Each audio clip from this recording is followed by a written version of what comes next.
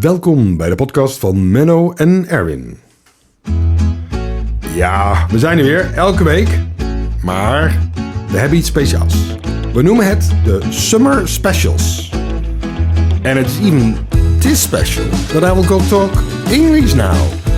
Because it's why amazing, is it special? Erwin, that you are able to do that. Oh, I am amazing. But Menno, we are not with two, but we are with three. Yes, I have to introduce a guest. Yeah.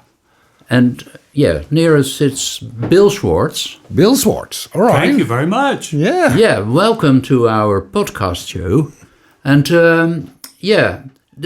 and we start just with some plain questions because this American person, Bill Schwartz, is visiting Groningen not for the first time. All right. He was already many times there, but he stays also a long time in Groningen. Last year it was about 4 months and 2 months. This year already 2 months. He will come back in September. So obviously he feels attracted by Groningen. Isn't that amazing? Well, is it by Groningen or by Menno? They're one and the same. All right. Well, yeah. You see, this is you never know if Bill starts talking whether it's Well, he's a very serious person normally. So, Bill, why are you feeling attracted to Groningen that you come back so many times? Well, I'm a physician, a neurologist, and a scientist. And over those years, I've had many interactions with scientists in my field at the University of Groningen. All right. The RUG. And so I'm back. I've given lectures, teaching, and now I'm working on a writing project with a colleague as well. So where do you come from in USA? Which part is your? So currently I'm at the University of Texas at Austin, All right. Texas, where there is now a nonstop KLM flight from Schiphol. That's the main reason that it's just to Amsterdam, and then he took a train ticket, and that was to Groningen by incident. Yeah. That's more or less how it went, isn't it? Mm-hmm. Yeah. But the attraction, of course, of Groningen is the attraction of a university town.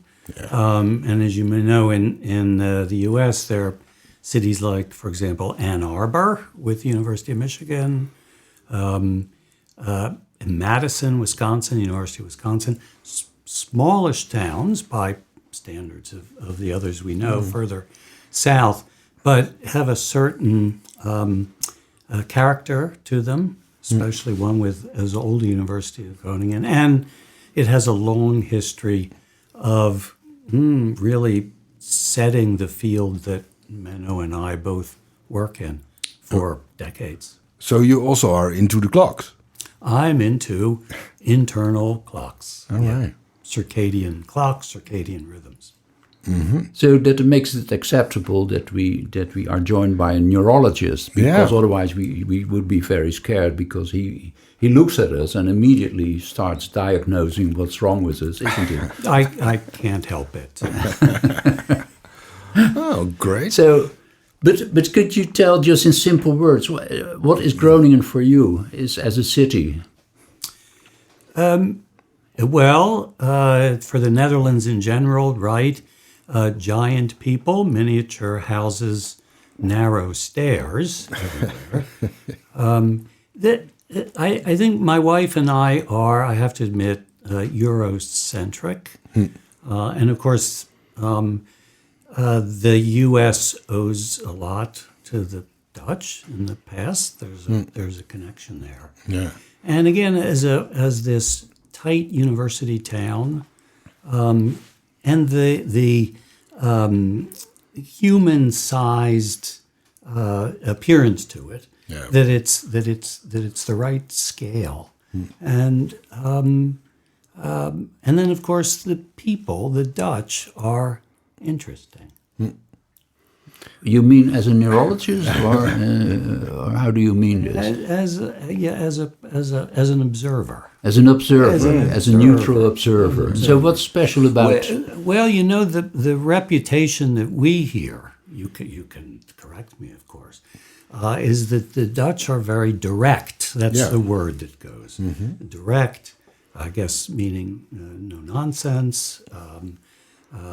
I would say that they're not, for an American expression, they're not holding your hand. They don't hold your hand. No, I see they can hold hands as they ride on bikes. I can see that that's doable. Yeah. But for example, students or trainees or others, they're not holding your hand. And this is viewed by Americans who do a lot of hand holding as, well, perhaps unfriendliness or unhelpfulness and so forth. You'll help me here. My interpretation, actually, is that the Dutch feel confident that you should actually know what you're doing. That if they asked you,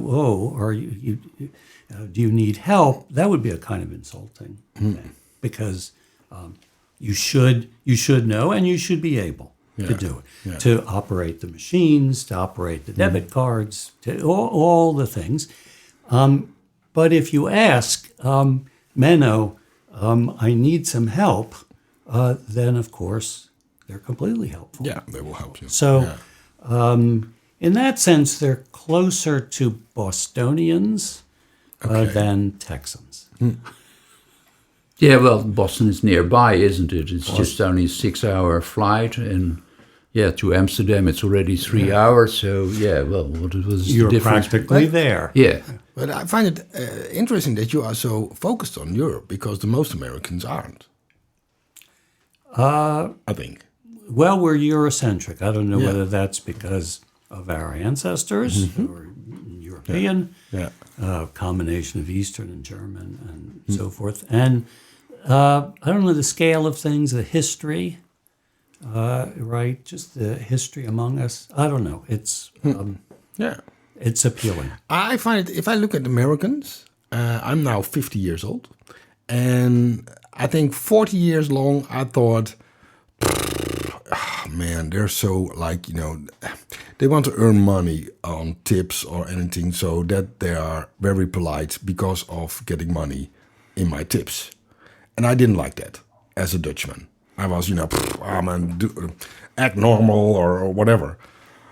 Now I'm 50, and the last 10 years it changed. I will say now that I like it very much that people are polite to me and friendly, and I know that they maybe do it for a little bit because they get a bigger tip or anything. But I think now in the Netherlands they are sometimes a little bit too blunt, or are not. If I order something in a restaurant, it really depends on who's serving me, because sometimes they don't like their job or anything, and they will show it.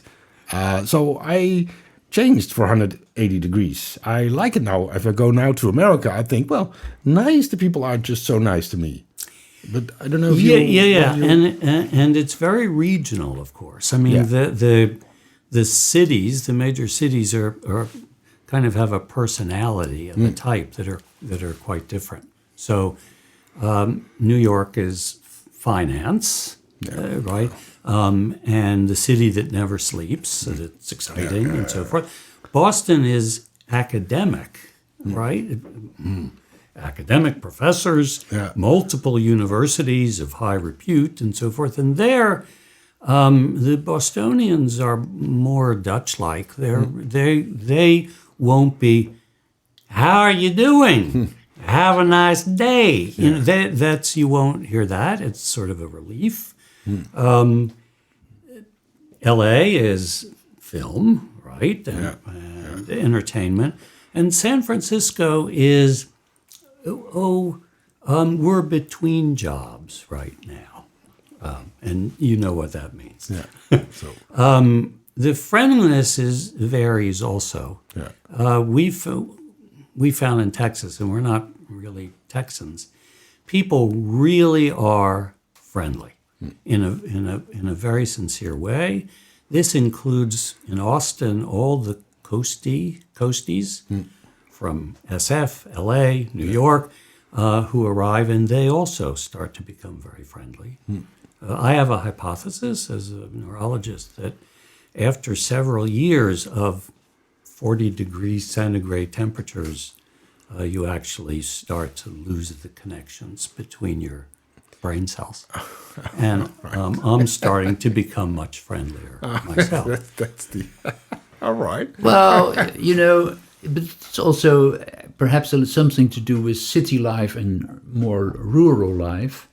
If you go with the bus from Groningen to where we live, in the neighborhood of Haagstede, in Groningen people leave the bus without greeting the driver. Yeah. But here, the driver is thanked and thank you and bye-bye.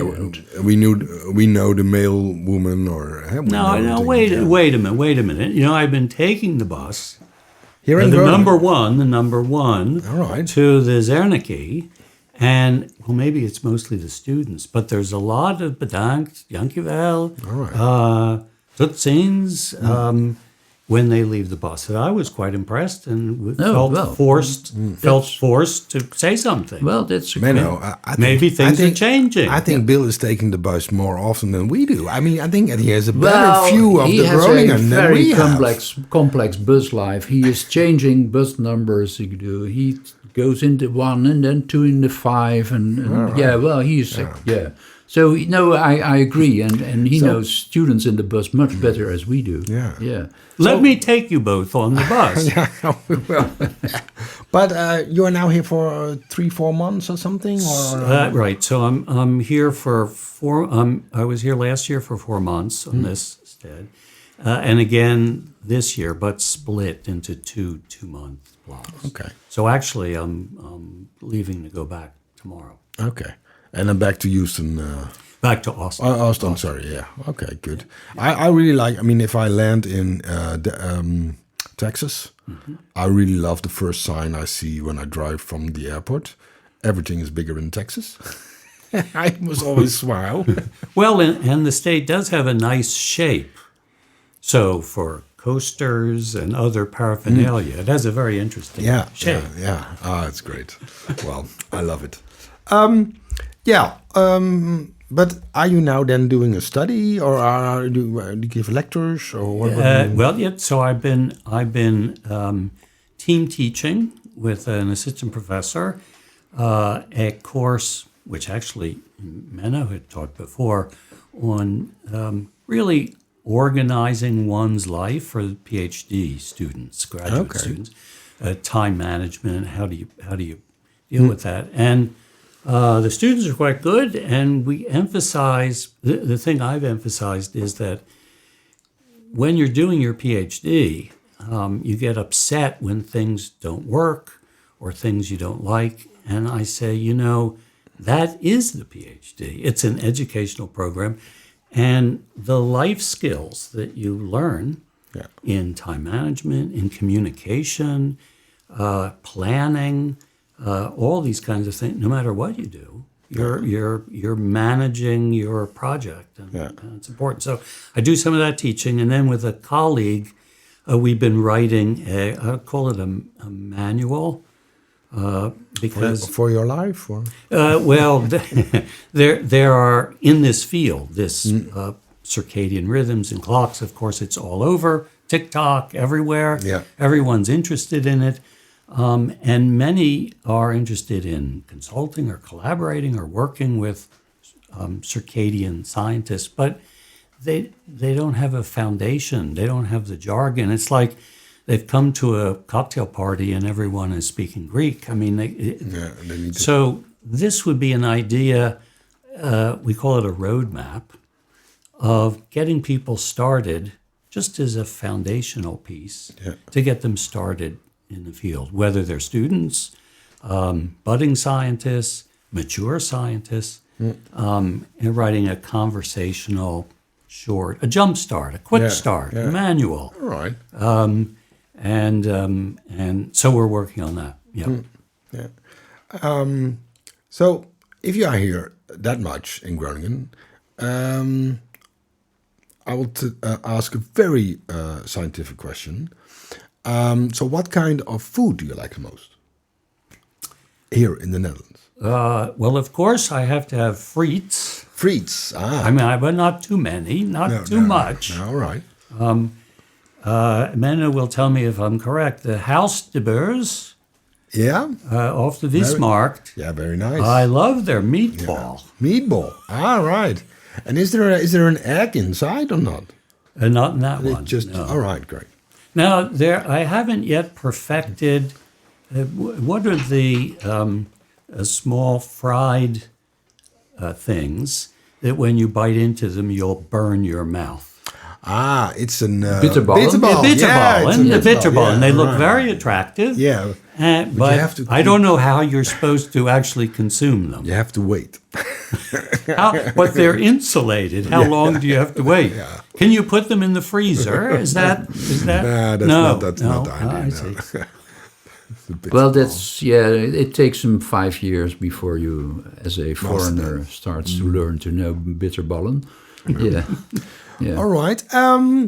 But we do a summer special, so we will talk again with you in the next podcast, which would be great. But to summarize the Groningen podcast, Menno, do you have a big question right now about the... Just to make a kind of a bold comparison, you have a quite famous music piece, An American in Paris, by Gershwin. And if you compare now An American in Groningen, you feel any connection? I know you have special connections with Paris because they were not so nice to you at some point. But do you feel safe in Groningen? Is it a cozy city? What is your feeling about it? Well, what does it remind me of the song about Vrenden, Friends Forever? Who was the singer? I look now at Erwin do you know because he yeah. knows the people. Yeah. Friends Forever. Friends Forever. And it's a very, it's a lovely tune. And that sort of, That is for you, Groningen. Yeah, Friends Forever. Well, right. That's a kind one. what's his name? That's a very good one. I have to look it up. Bart Herman or... Is it Bart Herman? Well, It's Bart Herman. it was a series, I guess. Right? Oh, A is it TV Friends? series, but Yeah. Well, we will look it up and put Yeah. it in the show notes. But it was, they had a show in the Wismarkt, and at the end they played a recording of that. Oh. And people were dancing and hugging. It was a very uplifting tune. Oh, great. But Okay, and let's then finalize it. What do you miss if you are here in... what you miss from the USA if you are here? well, at the moment, because I was here 2 months without my wife, I miss my wife. Oh, that's a good question. He's scoring points, Menno. Yeah, but that's yeah. good. But she's will coming. She will be there She's with coming. the next visit. All right. Yeah. But something else? We like it here. Yeah, that's definitely. Oh, that's a good to know. Okay. Well, then this is the end of our podcast, which is called Menno and Erwin. And this is the first one in a series of 3 of our summer special with Bill.